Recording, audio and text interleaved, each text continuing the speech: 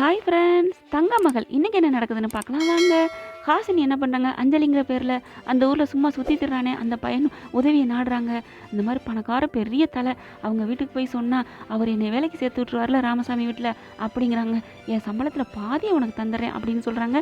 அதுக்கப்புறம் அந்த வீட்டுக்கு போகிறாங்க. அவர் பார்த்தா நல்லா சரக்கு அடிச்சுட்டு மாடியில் அப்படியே குடிச்சிட்டு கிடக்குறாங்க. அப்போ கூப்பிட்றாங்க, ஐயா ஐயா அப்படின்னு. சேச்சே விஞ்ஞானம் எவ்வளோ வளர்ந்தாலும் சரி இவங்களோட தொல்லை மட்டும் தாங்க முடியல. யோ போயா, எங்கள் வீட்டில் பொம்பளைங்கெல்லாம் ஊருக்கு போயிட்டாங்க அப்படிங்கிறாரு. உடனே இங்கே ஹாசினி வந்துட்டு, சார் எஸ்கியூஸ் மீ சார் அப்படின்னு. குரலே லட்டு மாதிரி இருக்கே, பொம்பளை பிள்ளை குரல் மாதிரி இருக்கே அப்படின்ட்டு டக்குன்னு சட்டையை எடுத்து போடுறாங்க. வேகமாக இறங்கி வராரு, மாடியிலேருந்து ஓடி வராரு. என்னம்மா அப்படின்னு பார்த்து ரசிக்கிறாங்க.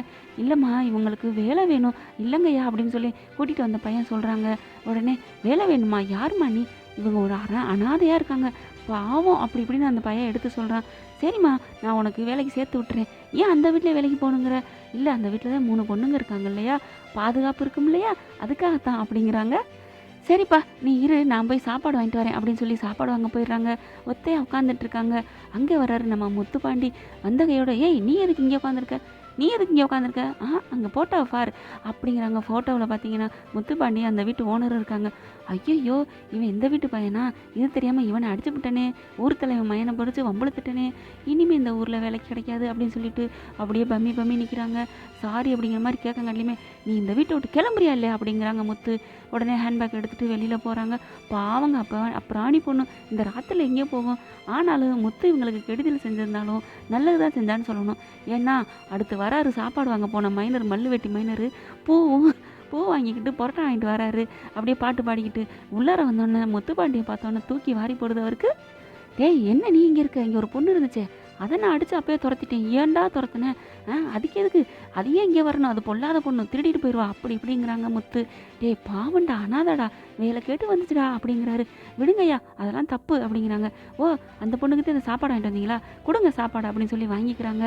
இது எதுக்கு பூவு, அம்மாதான் ஊரில் இல்லையே அப்படிங்கிறாங்க. அது சாமிக்குடா அப்படிங்கிறாரு. அப்புறம் கையில் சுற்றிக்கடா அப்படிங்கிறாங்க. அப்புறம் போன முத்து என்ன பண்ணுறாங்க, இந்த பூவை நீங்களே வச்சுக்கோங்க எனக்கு இது வேணாம் அப்படின்னு சொல்லிட்டு சாப்பாடு வாங்கிட்டு போயிடுறாரு. ஐயா ஹாசினி அப்படியே அங்கிட்டு போயிட்டுருக்காங்க. என்ன பண்ணுறதுன்னு தெரியாமல் பசி எடுத்துருது. என்ன பண்ணுறது, காசு இல்லையே. 500 அவங்க அம்மா கொடுத்தாங்க, அந்த காசை என்ன பண்ணாங்கன்னு தெரியல. பசிக்குதுன்னு போயில அங்கே ஒரு கோயிலில் சாப்பாடு கொடுத்துட்ருக்காங்க தொன்னையில். பாவங்க அப்படியே க்யூவில் நிற்கிறாங்க. நின்று சாப்பாடை வாங்கி சாப்பிட்றாங்க. விக்கிக்கிறது தண்ணி வேணும்னு நினைக்கல. அந்த பிஏ மாதிரி ஒரு பையனை அனுப்பி விட்டாங்க இல்லையா ஹாசினி அம்மா, அவர் இருந்தாங்க மேடம் தண்ணியை குடிங்க அப்படிங்கிறாங்க. அந்த தண்ணியை வாங்கி குடிக்கல. உண்மையிலே கண்ணு கலங்கிருச்சு. பாவமாக இருந்துச்சு அந்த பொண்ணை பார்க்கல. அதுக்கப்புறம் எல்லாம் அம்மா பண்ண வேலை தான், எங்கள் அப்பா எவ்வளோ பெரிய மல்டி மில்லியர், இன்றைக்கி பாருங்கள் நான் எப்படி கஷ்டப்பட்டுட்ருக்கேன் அப்படிங்கிறாங்க. சரிங்கம்மா விடுங்க, அம்மா ஒரு நியாயமாக தான் பண்ணியிருப்பாங்கங்கிறாங்க. நீ அம்மா மாதிரியே பேசுகிற அப்படிங்கிறாங்க. இதுக்கு என்ன பண்ணுறதுன்னு புரியலையே, அதுக்கு ஒரு வழி கிடைக்கும் கவலைப்படாதீங்க அப்படிங்கிறாங்க. அங்கே காட்டுறாங்க ஹாசினி அம்மா. ஹாசினி ஃபோட்டோவை பார்த்து அழுதுட்ருக்காங்க. அங்கே வேலைக்கார அம்மா, ஏம்மா கண்ணு கலங்குறீங்க அப்படிங்கிறாங்க. இல்லை என் பொண்ணு பாவம் என்ன கஷ்டப்படுறாளோ அப்படிங்கிறாங்க. இவ்வளோ பாசத்தை வச்சுட்டு அப்புறம் ஏமா அனுப்பி வச்சிங்க, என்னம்மா இப்படி சொல்கிற, அந்த 3 பொண்ணுங்களோட சாபம் என் பொண்ணு தாக்கியிருக்க கூடாது இல்லையா, பாவம் அந்த 3 பொண்ணுங்களும் அவங்க மேலும் பாவம் இல்லையா, அவங்களும் நல்லா இருக்கணும், அதனால தான் போய் அவங்க மனசார மன்னிப்பு வாங்கிட்டு வரணும்னு அனுப்பி வச்சுருக்கேன். அதுக்கப்புறம் மன்னிப்பு வாங்கிட்டு வந்துட்டா என் பிள்ளை நல்லபடியாக இருப்பாள்ல, அதுக்காகத்தான் அப்படின்னு சொல்லிட்டு ஹாசினி ஃபோட்டோவை பார்த்து கண்ணு கலங்குது இந்த அம்மா.